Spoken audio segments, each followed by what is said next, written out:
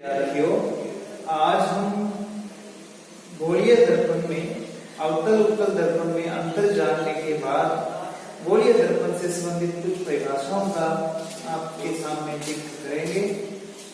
गोलीय दर्पण क्योंकि आपको पूर्व के अध्याय में पूर्व के प्रकरण में बताया था, जिस गोलीय दर्पण की परावर्तक पृष्ठ अंदर की ओर धंसी होती है उसे हम अवतल दर्पण कहते हैं।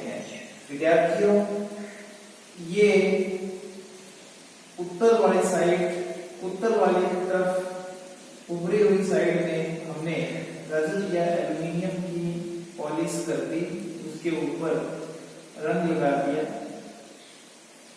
इस प्रकार इसकी धंसी हुई साइड परावर्तक की तरह कार्य कर रही है। अतः यह आपको पूर्व का अनुभव है, पूर्व में कराया गया है। ये एक अवतल दर्पण है। चूंकि अवतल दर्पण प्रकाश किरणों को केंद्रित करता है परावर्तन के बाद, इसलिए अवतल दर्पण को हम अभिसारी दर्पण भी कहते हैं। चूंकि गोलीय दर्पण से संबंधित जितनी भी परिभाषाएं हैं, हम वो परिभाषाएं इनका चित्र बना करके बड़े आराम से समझ सकते हैं और समझने के बाद लिखने में हमें किसी प्रकार की परेशानी नहीं होती। गोलीय दर्पण से संबंधित जितनी भी परिभाषाएं हैं जो हमारे आगामी जो गोलीय दर्पण से प्रतिबिंब निर्माण करने हैं उनके लिए अति आवश्यक है, तो हम जानेंगे। उससे पहले देखिए ये दूसरे प्रकार का दर्पण, जिसकी धंसी हुई साइड में हमने रजत पॉलिश कर दी, ऊपरी हुई साइड इसमें परावर्तन का काम करती है। इस दर्पण को हम उत्तल दर्पण, या चूंकि ये परावर्तन के बाद प्रकाश किरणों को फैलाता है इसलिए हम इसको अपसारी दर्पण के नाम से जानते हैं। अपसारी दर्पण भी कहते हैं इसको। अब हम परिभाषाएं देखते हैं। सबसे पहली हमारी परिभाषा है, क्रम से हम परिभाषाओं को एक एक करके जानेंगे। सबसे पहली परिभाषा है ध्रुव की। उसके बाद हम परिभाषा देखेंगे वक्रता केंद्र की। उसके बाद हम परिभाषा जानेंगे वक्रता त्रिज्या की। वक्रता त्रिज्या के बाद विद्यार्थियों हम परिभाषा जानेंगे मुख्य अक्ष की। मुख्य अक्ष के बाद एक और महत्वपूर्ण परिभाषा मुख्य फोकस। मुख्य फोकस के बाद जो अगली परिभाषा हम जानेंगे फोकस दूरी की, और फोकस दूरी के बाद द्वार। इन परिभाषाओं से जब हम परिचित हो जाएंगे, हम गोलीय दर्पण से संबंधित जितनी भी तकनीकी शब्दावलियां हैं, जितने भी तकनीकी आगे जो कार्य करने होंगे, उनसे संबंधित हम रूबरू हो जाएंगे, उनसे हमारा जानकारी हो जाएगी यदि हम ये परिभाषाएं जानते हैं। विद्यार्थियों, गोलीय दर्पण आपके सामने दिख रहा है। इनका द्वारक वास्तव में व्यवहारिक रूप से काफी छोटा होता है, लेकिन हम यहाँ पर समझाने के दृष्टिकोण से काफी बड़ा गोलीय दर्पण लेकर के चलते हैं। ध्रुव क्या है? ध्रुव को पॉल से व्यक्त करते हैं, पी से इसको लिखते हैं। इस गोलीय दर्पण के ठीक मध्य का बिंदु, गोलीय दर्पण के ठीक मध्य स्थित बिंदु को हम ध्रुव कहते हैं। दोनों ही प्रकार के गोलीय दर्पण हैं, चाहे वो अवतल हो चाहे उत्तल हो, इनके ठीक जो मध्य स्थित बिंदु है, आदि कर्व लाइन, वक्र लाइन ऊपर रह जाती है, आदि वक्रता इसके नीचे रह जाती है। वक्रता पृष्ठ का ठीक जो मध्य बिंदु है वो हमारा ध्रुव कहलाता है। परिभाषा आप लिखनी चाहें तो आराम से वीडियो को पॉज कर करके लिख सकते हैं। क्या होगी? गोलीय दर्पण के वक्रता पृष्ठ के ठीक मध्य स्थित बिंदु को ध्रुव कहते हैं। इसे हम P से व्यक्त करते हैं। विद्यार्थियों, वक्रता केंद्र क्या है? जैसे कि हमने शुरुआत में ही गोलीय दर्पण जब करवाना शुरू किया था, आपको बताया था कि गोलीय दर्पण कैसे बनाए जाते हैं। खोखले कांच के गोले को काट करके बनाए जाते हैं। मान लीजिए ये किस प्रकार का इसका गोला था, जो भाग हमने अब काट दिया है, अब केवल हम उसको इस तरह से शो कर रहे हैं कि पूर्व में ये इसका हिस्सा था और अब इसको काट दिया गया है। ठीक इसी प्रकार ये इस प्रकार के गोलीय भाग का हिस्सा था और काटने के उपरांत हम इसको गोलीय दर्पण की भांति देख रहे हैं इस प्रकार से। तो वक्रता केंद्र क्या है? वक्रता केंद्र है गोलीय दर्पण जिस खोखले गोले से काट करके बनाए जाते हैं, चाहे वो अवतल दर्पण हो चाहे वो उत्तल दर्पण हो, जिस खोखले गोले से काट करके गोलीय दर्पण बनाए जाते हैं, उन खोखले गोलों का जो केंद्र है वो वक्रता केंद्र कहलाता है। आप देख रहे हैं इस गोले का केंद्र ये है, इसी प्रकार इस गोले का भी एक केंद्र है जिसको हम वक्रता केंद्र के नाम से जानते हैं। विद्यार्थियों, सी से हम इसको व्यक्त करते हैं कर्व सेंटर या वक्रता केंद्र। दोबारा से फिर सुने, वक्रता केंद्र क्या है? गोलीय दर्पण जिस खोखले गोले से काट करके बनाए जाते हैं उनका केंद्र वक्रता केंद्र कहलाता है। वक्रता केंद्र वही है जिस प्रकार आप गोले का केंद्र मानते हैं, ऐसे ही ये वक्र लिए हुए है, टेढ़ापन लिए हुए है। इस टेढ़ेपन के कारण ही इसका नाम वक्रता केंद्र रख दिया गया। बात वही है, गोलीय दर्पण जिस खोखले गोले से गोलीय कोष से बनाए जाते हैं उसका केंद्र क्या कहलाता है? वक्रता केंद्र कहलाता है। सी से हम इसको व्यक्त करते हैं। दूसरी परिभाषा के बाद हम बात करते हैं वक्रता त्रिज्या की। वक्रता त्रिज्या विद्यार्थियों, वक्रता केंद्र को और ध्रुव के बीच की जो दूरी है, वास्तव में आप जानते हैं त्रिज्या क्या होती है? किसी गोले के या वृत्त के परिधि और केंद्र के बीच की दूरी त्रिज्या कहलाती है। आप ज्यामिति गणित से ये जानकारी रखते हैं छोटी कक्षाओं से भी। यहाँ चूंकि ये वक्रता केंद्र है इसलिए इसका नाम वक्रता त्रिज्या रख दिया गया है। गोलीय दर्पण के ध्रुव और वक्रता केंद्र के बीच की जो दूरी है वो वक्रता त्रिज्या कहलाती है और हम इसको r से व्यक्त करते हैं वक्रता त्रिज्या को।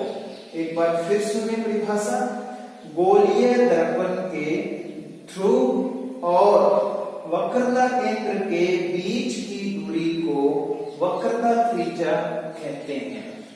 मुख्य अक्ष क्या है? मुख्य अक्ष एक काल्पनिक सरल रेखा है विद्यार्थियों, जो वक्रता केंद्र और ध्रुव को मिलाती है। वास्तव में किसी भी गोलीय दर्पण या लेंस के आगे हम जिनका जिक्र करेंगे, दोनों ओर वक्रता केंद्र लिए जाते हैं। ध्रुव से जितना दूरी पीछे इधर वक्रता केंद्र है, इतनी ही दूरी पर इस तरफ वक्रता केंद्र लेंगे। ऐसे ही यहाँ पर ये है, इतनी ही दूरी पर इसको आगे लेंगे। दोनों ओर के वक्रता केंद्र को व ध्रुव को मिलाने वाली जो काल्पनिक रेखा है, एक सरल रेखा है। कल्पना करते हैं, वास्तव में ऐसा नहीं होता किसी भी दर्पण में, लेकिन हम कल्पना करते हैं दोनों ओर के वक्रता केंद्र और ध्रुव के बीच मिलाने वाली रेखा मुख्य अक्ष कहलाती है। एक बार फिर सुनिए, मुख्य अक्ष क्या है? वक्रता केंद्र और ध्रुव को मिलाने वाली सरल रेखा को मुख्य अक्ष कहते हैं। मुख्य अक्ष के बाद महत्वपूर्ण परिभाषा आती है मुख्य फोकस की। कैपिटल एफ से हम इसको लिखते हैं। मुख्य फोकस क्या है? वास्तव में आपने विद्यार्थियों शुरुआत में दोनों दर्पणों की कार्यशैली या कार्यात्मक प्रक्रिया के बारे में जाना था कि ये किस प्रकार से परावर्तन के बाद समांतर किरणों के साथ व्यवहार करते हैं। उसी आधार पर मुख्य फोकस की परिभाषा बनती है। यहाँ दो तरह की मुख्य फोकस की परिभाषाएं हैं, जो आपको आसान लगती है या जिस भाषा को आप समझ सकते हैं, उसमें आप इसको याद रखें, उस भाषा में आप उत्तर दे सकते हैं। मुख्य फोकस क्या है? आपने कार्यप्रणाली देखी कि अवतल दर्पण समांतर प्रकाश किरण पुंज को टकराने के बाद एक बिंदु पर केंद्रित करता है। ऐसे ही उत्तल दर्पण चूंकि समांतर प्रकाश किरणों को परावर्तन के बाद यानी अपने से टकराने के बाद फैला देता है। चूंकि परावर्तन के बाद यहाँ पर किरणें मिलती हुई प्रतीत होती है, यहाँ पर वास्तव में मिलती है। तो हम मुख्य फोकस की परिभाषा कुछ यूं लिख सकते हैं या समझ सकते हैं कि गोलीय दर्पण से समांतर प्रकाश किरण पुंज परावर्तन के बाद जहां पर परिच्छेदित होता हुआ मिलता है या मिलता हुआ प्रतीत होता है, उस बिंदु को मुख्य फोकस कहते हैं। या एक अन्य परिभाषा जाने, मुख्य फोकस क्या है? तो बड़ी सरल परिभाषा है, समांतर अक्षीय किरण या प्रकाश किरणें जो मुख्य अक्ष के समांतर होती है। आप जानते हैं विद्यार्थियों, ये हमारी मुख्य अक्ष है, देख रहे हो, और ये समांतर अक्षीय किरण है। समांतरीय अक्षीय किरण का मतलब मुख्य अक्ष के क्या आ रही है? समांतर। आप गणित में जानते हैं समांतर कौन सी किरणें समांतर कहलाती है? ऐसी किरणें जो किसी निर्दिष्ट रेखा के साथ एक निश्चित अंतर बनाए हुए रखती है, समान रहता है हर बार वो अंतर, जैसे रेलगाड़ी की पटरियां कभी भी आपस में नहीं मिलती, लंबी दूरी तक वो हमेशा एक दूसरे के समान अंतर लिए हुए चलती है। ठीक ऐसे ही हम इसको कह सकते हैं, मुख्य अक्ष के समांतर आने वाली प्रकाश किरण, देख सकते हो आप दोनों ही दर्पण में आने वाली प्रकाश किरण मैंने शो कर दी है, दिखा दी है। अब ये यहाँ पर टकरा गई है, टकराने के बाद इसका भविष्य क्या होगा, किस ओर जाएगी? अवतल दर्पण में। मेरे ख्याल में आप समझ गए होंगे, निश्चित तौर पर ये केंद्रित करता है, नीचे की ओर ढाल है, इसलिए ये इस ओर चली आएगी इस तरह से, और मुख्य अक्ष का ये बिंदु मुख्य फोकस कहलाएगा। ठीक ऐसे ये प्रकाश किरण, यह प्रकाश किरण उत्तल दर्पण से जब टकराई तो उत्तल दर्पण से टकराने के बाद ये फैल गई, अपसारित हो गई, और चूंकि मुख्य अक्ष तो इधर रह गया, लेकिन पीछे ये मुख्य अक्ष से गुजरती हुई हमें प्रतीत होगी, मुख्य अक्ष से गुजरती हुई प्रतीत हो रही है। इस बिंदु का नाम ही मुख्य फोकस है। तो परिभाषा बड़ी सरल है विद्यार्थियों, आपको मुख्य फोकस के बारे में समझना है, किस तरह से ये काम करती है, ये क्या है मुख्य फोकस। तो एक बार आराम से धैर्य से सुने, मुख्य फोकस की परिभाषा परीक्षा के पॉइंट ऑफ व्यू से बड़ी महत्वपूर्ण है, आपको निश्चित तौर पे याद रखनी चाहिए। और आगे के जितने भी हमारे जो सवाल होंगे उसमें एक किरण हम ये लेंगे, इसलिए ये हमें हमेशा इसके बारे में रचनात्मक कार्य करने आने चाहिए। तो मुख्य फोकस क्या है? वे प्रकाश किरणें जो मुख्य अक्ष के समांतर होती है, वे प्रकाश किरणें जो मुख्य अक्ष के समांतर होती है, गोलीय दर्पण से टकराने के बाद मुख्य अक्ष के जिस बिंदु से होकर गुजरती है या गुजरती हुई प्रतीत होती है, उस बिंदु को मुख्य फोकस कहते हैं। वे प्रकाश किरणें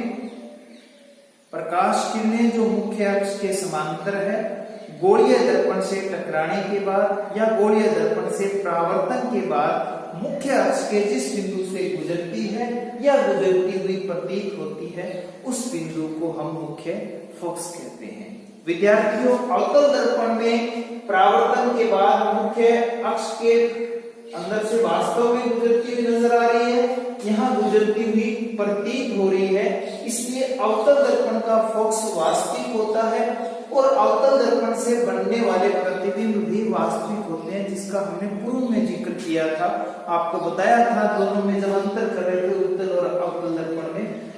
वहीं उत्तल दर्पण में जो परावर्तित किरण है वो मुख्य अक्ष से गुजरती हुई प्रतीत हो रही है, इसलिए इसका फोकस जो है वो आभासी होता है और इससे बनने वाले प्रतिबिंब भी सदैव आभासी ही बनते हैं। अगला जो हमारा परिभाषा है वो है फोकस दूरी की। बड़ा आसान है, जो दूरी है वो हमेशा ध्रुव से ली जाती है, क्योंकि इस तरफ का ये F1 माने, इसको C1 माने, ये C2, तो ये F2 हो गया। लगभग इतनी ही दूरी पर इधर F2 हो गया, फोकस दूरी होगी। दोनों तरफ दूरियां बराबर ली जाती है। ध्रुव से जितना आगे आपने F लिया है उतना ही पीछे भी हमें F लेना चाहिए। ये F1 F2 माने, तो इस प्रकार से इन दूरियों को हम C1 F1 F2 और C2 मान सकते हैं। फोकस दूरी क्या है? ध्रुव और मुख्य फोकस के बीच की दूरी को फोकस दूरी कहते हैं। गोलीय दर्पण के ध्रुव और मुख्य फोकस के बीच की दूरी फोकस दूरी कहलाती है, जिसे हम स्मॉल f से व्यक्त करते हैं, शो करते हैं। जब हम अल्फाबेट में लिखते हैं तो स्मॉल f इसके लिए लिखा जाता है। अब हमारे पास रहेगी अंतिम परिभाषा, वो है द्वारक। दर्पण के दोनों वक्रता सिरों के बीच की दूरी आप देख सकते हैं। ये सिरा मान लीजिए m है और ये सिरा n है, तो m और n के बीच की जो दूरी है, लंबवत दूरी, ये दूरी किसी भी दर्पण का, किसी भी गोलीय दर्पण का द्वारक कहलाती है। विद्यार्थियों, यहाँ एक चीज और ध्यान देने वाली है। मैं अभी आपको मुख्य फोकस की जो परिभाषा बता रहा था, उसमें आपको एक चीज और ध्यान देने वाली है। हमारा एक छोटा सा प्रश्न भी है, आप उतने से अंतराल में प्रश्न सुनने के बाद पॉज करके उत्तर ढूंढने की कोशिश करना। उत्तर मैं बाद में इसमें आगे चल ही रहे बता दूंगा, लेकिन आप पॉज करके फिर उत्तर ढूंढना। प्रश्न ये है कि गोलीय दर्पण की फोकस दूरी हमने ये बता दी कि ये है, लिमिटेशंस है, कितनी हो सकती है, 2 सेंटीमीटर, 3, 4 हो सकती है। गोलीय दर्पण के द्वारक पे गोलीय दर्पण पर निर्भर करती है कितना बड़ा है। आप बताएं कि समतल दर्पण की फोकस दूरी कितनी होनी चाहिए, अंदाजे से कितना सेंटीमीटर तक हो सकती है? 1 सेंटीमीटर, 4 सेंटीमीटर, 5 सेंटीमीटर, या आप बताएं कि गोलीय दर्पण में हम कह सकते हैं कि अनिश्चितता कितनी भी हो सकती है, 1 सेंटीमीटर से 50, 60, 70 तक हो सकती है। समतल दर्पण की फोकस दूरी कितनी हो सकती है? खोज करके आप उत्तर ढूंढिए। नहीं मिलता है तो आप सुनिए। समतल दर्पण ये है,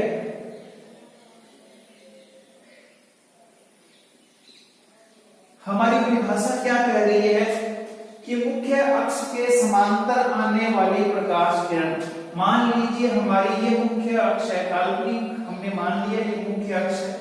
मुख्य अक्ष के समांतर आने वाली प्रकाश किरण दर्पण से टकराने के बाद मुख्य अक्ष के जिस बिंदु से गुजरती है या गुजरती हुई प्रतीत होती है।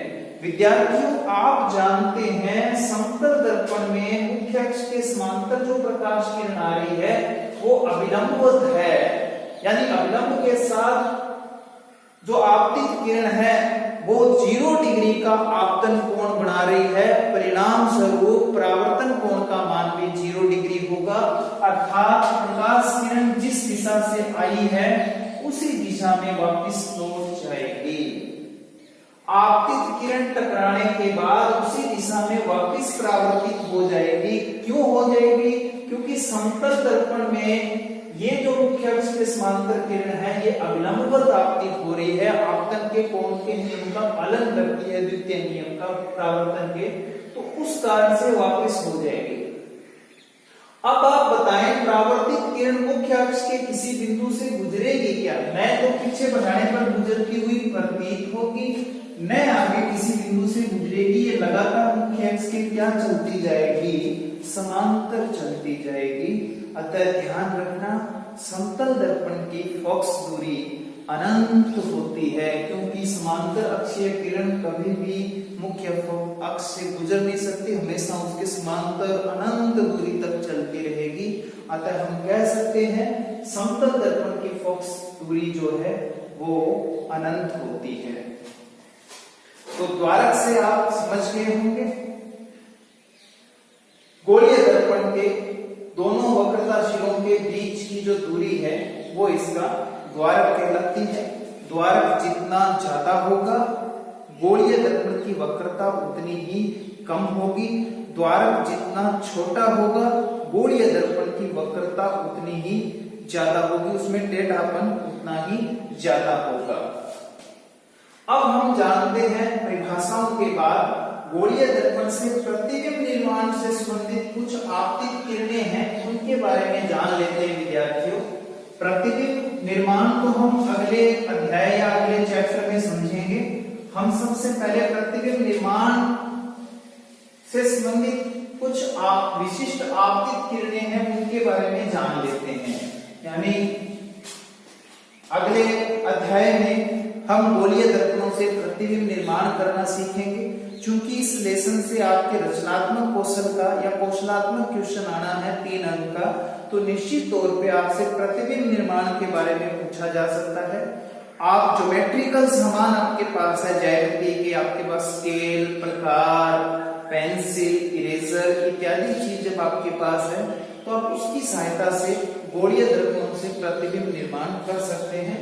प्रतिबिंब निर्माण करना है तो प्रतिबिंब निर्माण के लिए निश्चित तौर पे विद्यार्थियों 2 आपतित किरणों का सहारा लिया जाता है और दोनों आपतित किरणें गोलीय दर्पण से टकराने के बाद जहां पर एक दूसरे को प्रतिच्छेद करती है, मतलब एक दूसरे को काटती है, वहां पर हम वस्तु का प्रतिबिंब निर्माण करेंगे।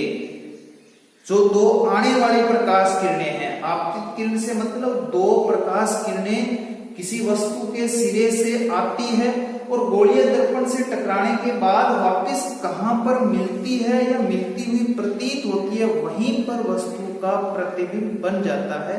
इस प्रकार हमारे पास आने वाली 4 विशिष्ट किरणों की सहायता लेंगे। 4 विशिष्ट आपतित किरणें हैं जिनकी हम सहायता लेंगे। उनमें से सबसे पहली आपतित किरण है, सबसे पहली विशिष्ट आपतित किरण है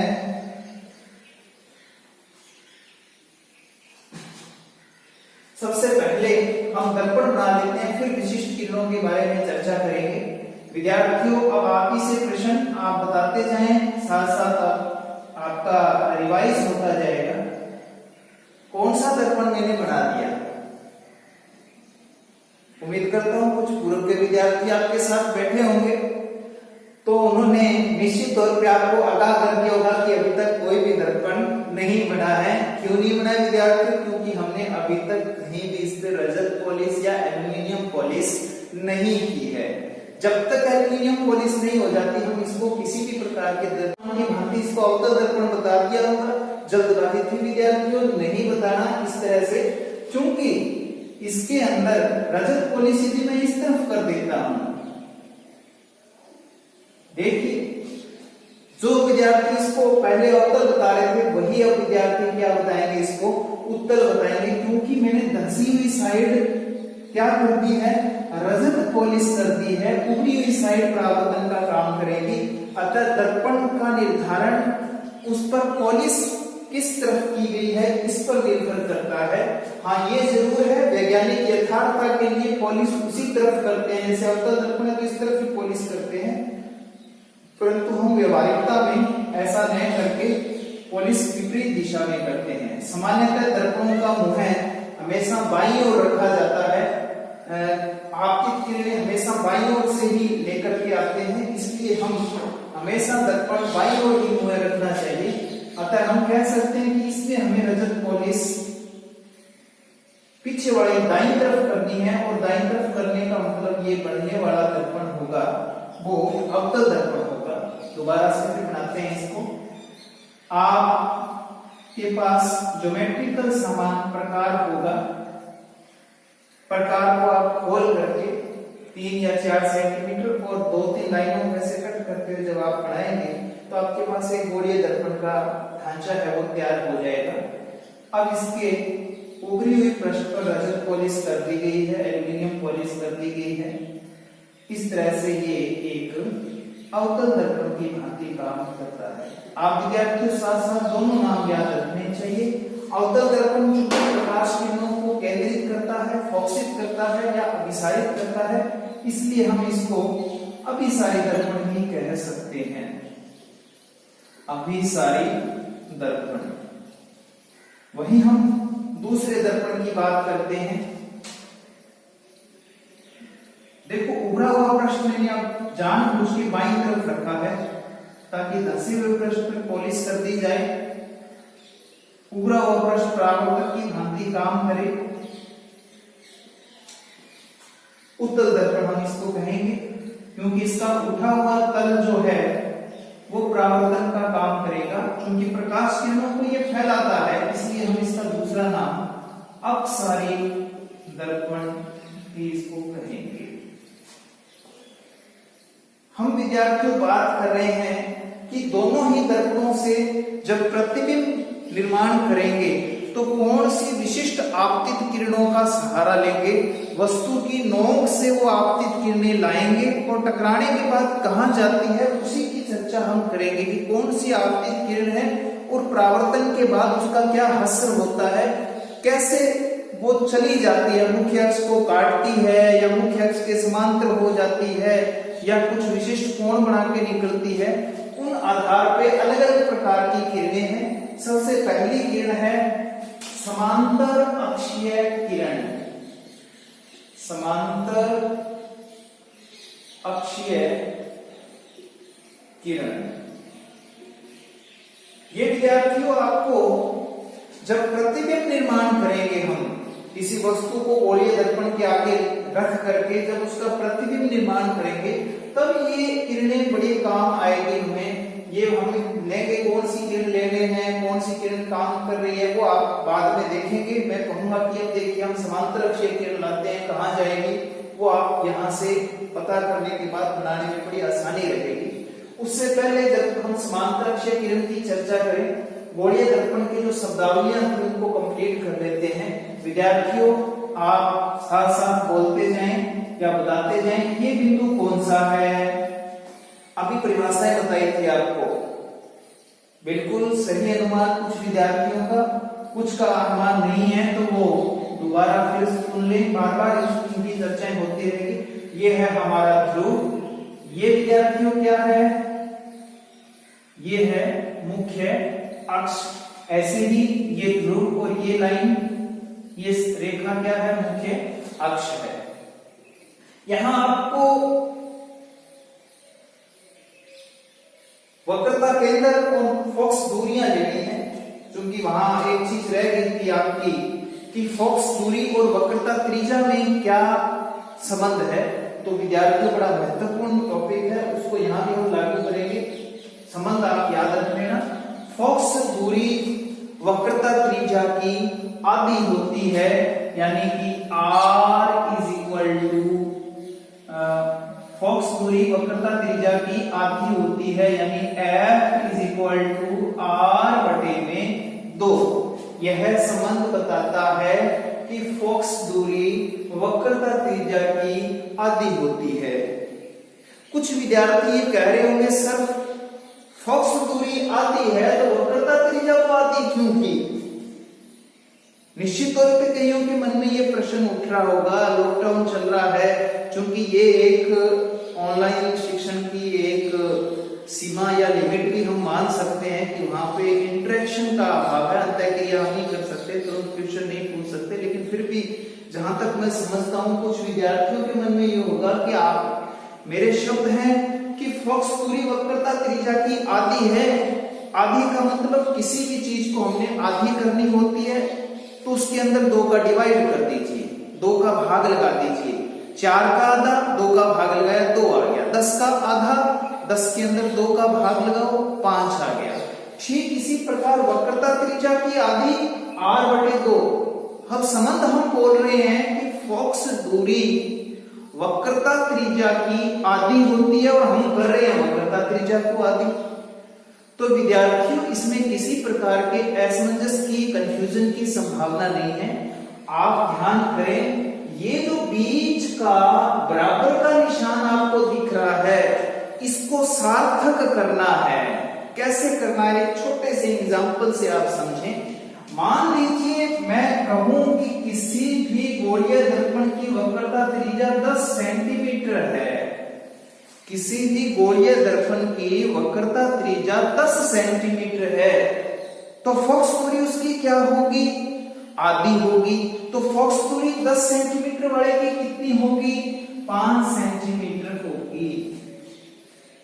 ये फोकस दूरी है और ये क्या है विद्यार्थियों? वक्रता त्रिज्या है। निश्चित तौर पे आपको दिख रहा है कि फोकस दूरी वक्रता त्रिज्या से आधी है, लेकिन मैं इसके बीच में बराबर का निशान लगा देता हूं, तो क्या ये कथन सत्य है? क्या ये बराबर का निशान सार्थक साबित हो रहा है? छोटे से छोटा विद्यार्थी, कक्षा 3 या 2 का विद्यार्थी भी कह सकता है, सर आप बराबर दिखा रहे हैं ये संख्या वास्तव में बराबर है ही नहीं, आप इनको कैसे बराबर दिखा रहे हैं? यदि हमें इनको बराबर दिखाना है तो दाईं ओर की जो संख्या है उसके अपॉन में, उसके बटे में 2 लगाना पड़ेगा, तब जाकर के ये दोनों संख्याएं क्या हो जाएगी? बराबर हो जाएगी। तो विद्यार्थियों आपने अभी इस बात को जान लिया कि जो चीज आधी होती है बराबर लगाने के बाद दूसरे वाले के साइड में 2 का भाग लगाने से वो सही हो जाती है, उसको इस तरह से लिखा जाता है। तो भविष्य में आप इस तरह की पोजीशन या कंडीशन से समझ जाएंगे, हालात में आपको समझने में दिक्कत नहीं रहेगी। वहीं इस संबंध को एक और तरीके से भी हम कह सकते हैं, वो तरीका ये है, 2 यहाँ अपॉन में है, बटे में है। आप जानते हैं समीकरण आपने हल किया छोटी कक्षाओं में, जो बटे में होती है वो दूसरी तरफ जाते ही गुणे में चली जाती है, तो ये लिखा जाएगा 2f बराबर r। इस संबंध को हम कहेंगे कि वक्रता त्रिज्या फोकस दूरी की दुगुनी है। ध्यान कर लेना, बराबर के निशान को सार्थक करने के लिए दूसरी तरफ 2 से गुना करना है। संबंध तो यही बोला जाएगा, आपको दिखने में जरूर ऐसा लग रहा है कि फोकस दूरी दुगनी है, लेकिन दुगनी कौन है? वक्रता त्रिज्या दुगनी है। किसकी दुगनी है? फोकस दूरी की। ये संबंध हमें आगे जब आंकिक प्रश्न आएंगे वहां भी काम करेगा। हम आपतित किरणों का जिक्र कर रहे थे विद्यार्थियों, जब आप प्रतिबिंब निर्माण करेंगे तो इस तरह से आपने सर्वप्रथम दर्पण बनाने हैं, ध्रुव बनाना है, ध्रुव बिल्कुल इनके सेंटर में बनाना है, मुख्य अक्ष खींचनी है। अब जितना आपने प्रकार खोला था उतनी आपने वक्रता केंद्र लेना है, यानी हमें C लेना है, इतनी ही दूरी पर पीछे की ओर C लेना है। ऐसे ही इस दर्पण में, दर्पण चाहे कोई भी हो, जितना आपने प्रकार खोला था, जहां पे आपने प्रकार की नोक रखी थी वो C मानना है, दूसरी तरफ भी C मानना है। प्रकार आप एक लिमिट सेंटीमीटर में खोलिए, जैसे 3 सेंटीमीटर आपने प्रकार खोला है तो आपका C 3 सेंटीमीटर होगा ध्रुव से, ऐसे ही ध्रुव से 3 सेंटीमीटर दूसरी ओर का C या वक्रता केंद्र आपने लेना है। अब आप इस बात को देखें कि फोकस कहां पे लेना है? मुख्य फोकस ध्रुव और वक्रता केंद्र के ठीक बीच में बनाना है। यहां पर विशेष ध्यान रखना विद्यार्थियों, कुछ विद्यार्थी फोकस दूरी पर कंफ्यूजन पैदा करते हैं या असमंजस में रहते हैं। असमंजस में नहीं रहना, फोकस दूरी हमेशा वक्रता त्रिज्या की आधी लेनी है, मतलब ध्रुव और वक्रता केंद्र के ठीक सेंटर में आपने F लेना है। आपने 3 सेंटीमीटर पर C लिया है तो 1.5 सेंटीमीटर पर ध्रुव से 1.5 सेंटीमीटर पर F इस तरफ और इस तरफ। ऐसे ही यहां पर ये F, ये इस तरफ का F, बिल्कुल बीच में सेंटर में।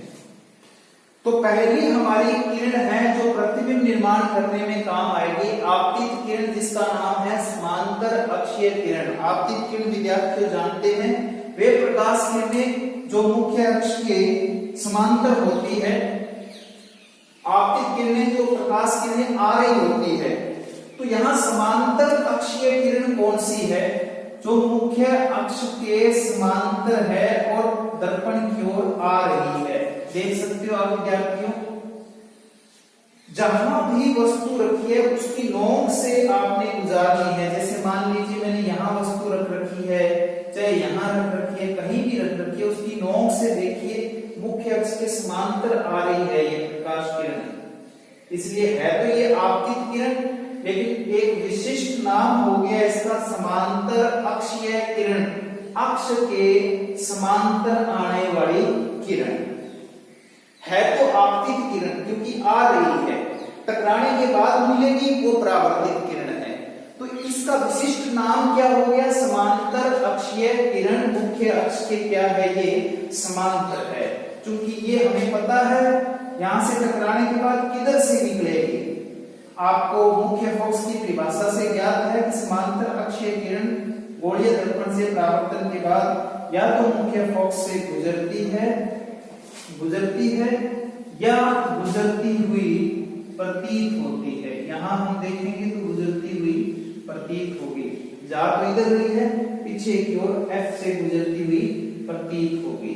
विद्यार्थियों, समांतर अक्षीय किरण की टकराने के बाद ये हासिल होता है, ये उसका आगे का रिजल्ट है, परिणाम है। जिस प्रकार आप परीक्षा दोगे बोर्ड की, उसके बाद आपका परिणाम आएगा। ठीक ऐसे ही आपतित किरण आई मुख्य अक्ष के समांतर और टकराने के बाद उनका परिणाम ये रहा कि ये आपतित किरण F से गुजर गई। कौन से दर्पण में? अवतल दर्पण में।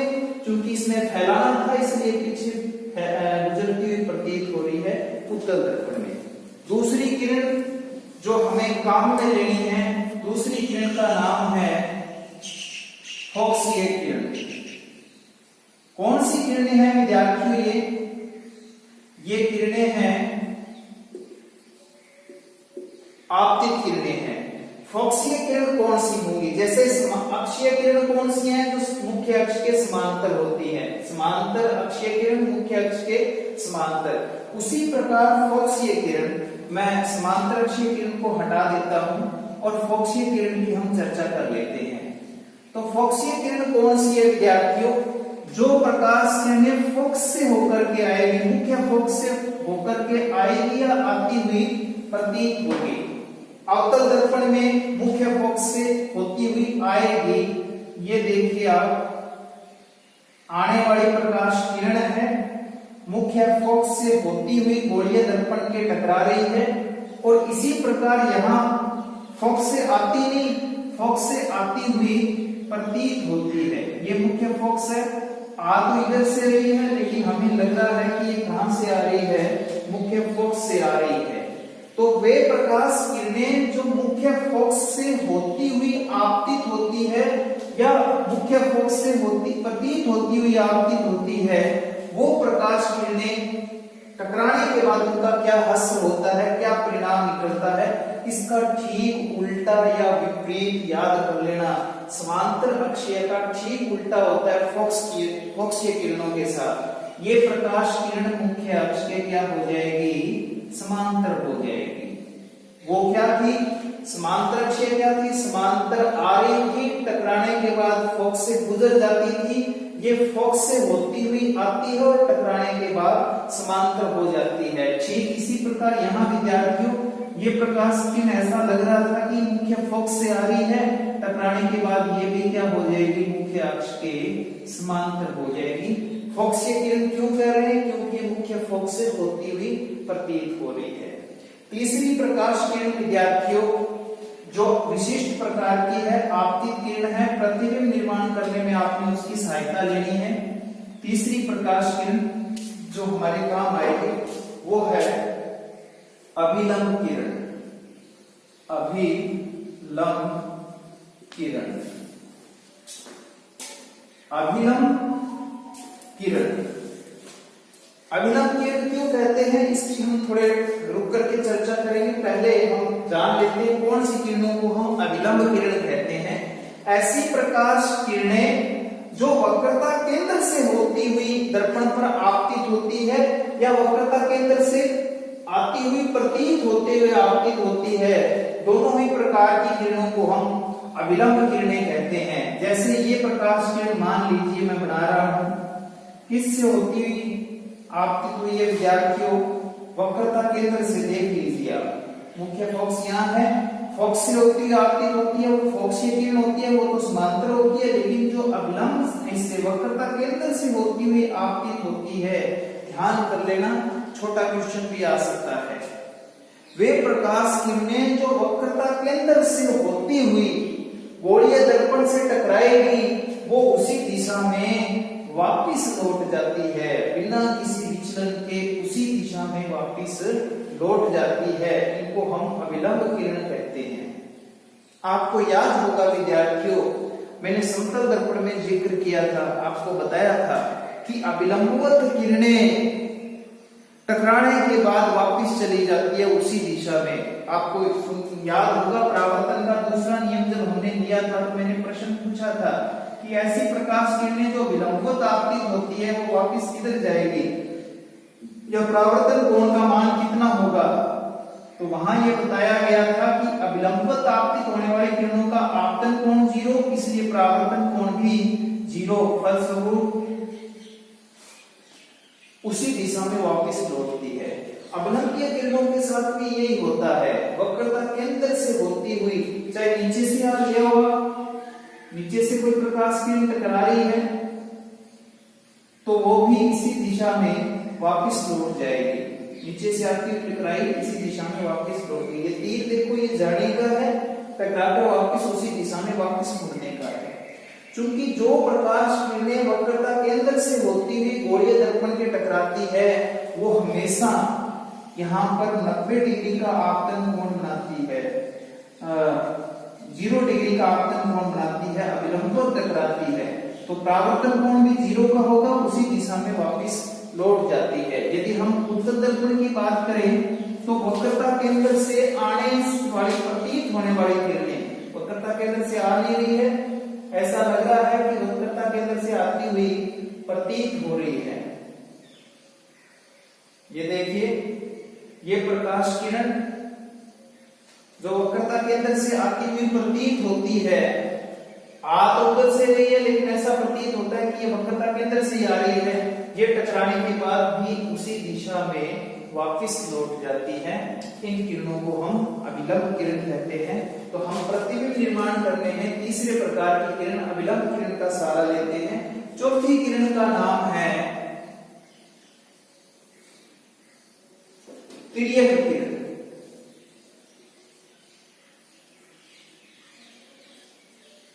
है आपतित किरण। तिर्यक किरण कौन सी है, हम उसका सहारा कब लेंगे, कब, जब हम प्रतिबिंब निर्माण कर रहे हैं तो हमें इनमें से कोई 2 किरणें लेनी है। चाहे आप समांतर अक्षीय किरण फोक्सीय किरण ले लीजिए, चाहे आप अभिलंब किरण समांतर अक्षीय किरण ले लीजिए, चाहे एक तिर्यक किरण समांतर अक्षीय किरण ले लें। विद्यार्थियों, समांतर अक्षीय किरण आपको हमेशा लेनी चाहिए। वैसे मैं ये नहीं कहता मैं किसी से प्रतिबिंब नहीं बन सकता, कोई भी 2 किरणें लेकर के हम प्रतिबिंब बना सकते हैं। 2 से ज्यादा आपतित किरणें लेकर के भी प्रतिबिंब बना सकते हैं, लेकिन सुरक्षा के दृष्टिकोण से, सवाल की सरलता के हिसाब से एक किरण समांतर अक्षीय अवश्य लीजिए। समांतर अक्षीय किरण और दूसरी आप इन तीनों में से कोई एक किरण ले सकते हैं। पहले हम जिक्र कर लेते हैं आज के अध्याय का अंतिम टॉपिक, तिर्यक किरण क्या है और ये टकराने के बाद क्या परिणाम देती है। तिर्यक किरण आपतन और परावर्तन के कोणों से संबंधित है। जो परावर्तन का दूसरा नियम था उसको परिभाषित करती है कि वे आपतित किरणें ध्रुव पर मुख्य अक्ष के साथ जितना कोण बनाती है, ये आने वाली किरण है, टेढ़ी आ रही है, इसलिए हम इसको तिर्यक बोलते हैं, तिरछी बोलते हैं। तिरछी किरण है जो ध्रुव पर, ये ध्रुव है, मुख्य अक्ष के साथ कुछ कोण बना रही है, और परावर्तित किरण भी इतना ही कोण ध्रुव पर मुख्य अक्ष के साथ बनाती हुई परावर्तित हो जाती है। चाहे दर्पण अवतल हो चाहे उत्तल हो। उत्तल दर्पण में भी ये आने वाली तिर्यक किरण है, जितना आपतन कोण बनाया है, मान लीजिए इसने 30 डिग्री का या 40 का बनाया है, 45 से का लग रहा है, 45 डिग्री का कोण ये बनाएगी, परावर्तित किरण बनाएगी। दोनों कोण बराबर लगने चाहिए। तो इस प्रकार की किरण तिर्यक किरण कहलाती है।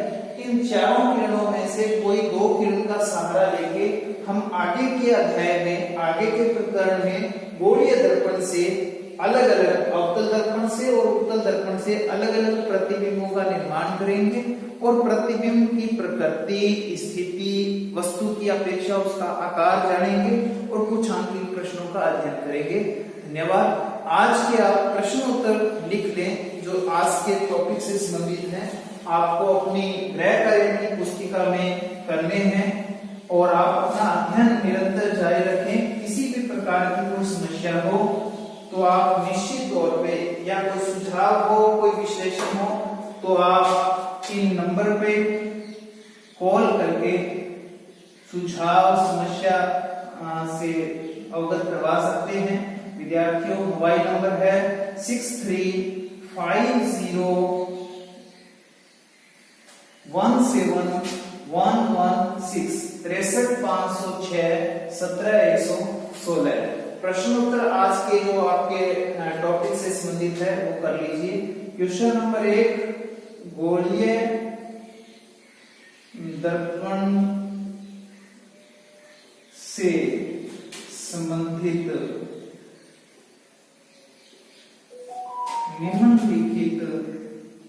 निम्नलिखित हेतु परिभाषाएं दीजिए।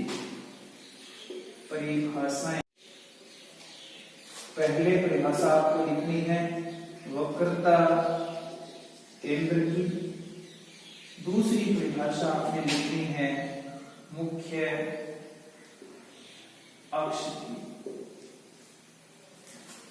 मुख्य अक्ष। और तीसरी परिभाषा आपने लिखनी है मुख्य फोकस। दूसरा प्रश्न, गोलीय दर्पण की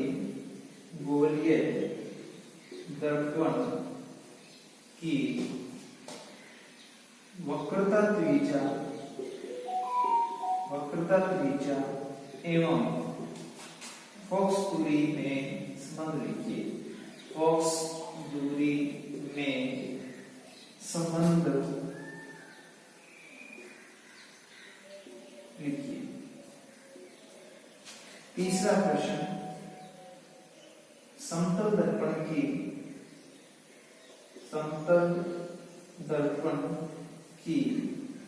फोकस दूरी कितनी होती है वह क्यों? जो भी आपका आंसर होगा आप दोबारा से इसको समझेंगे कितनी होती है और क्यों, वो चला करके वीडियो इसका उत्तर दे सकते हैं। आज का अंतिम प्रश्न, प्रतिबिंब निर्माण हेतु इसमें गोलीय दर्पण में विशिष्ट आपतित किरणों को सचित्र समझाइए। आशा करते हैं आप अपना अध्ययन निरंतर जारी रखेंगे। धन्यवाद।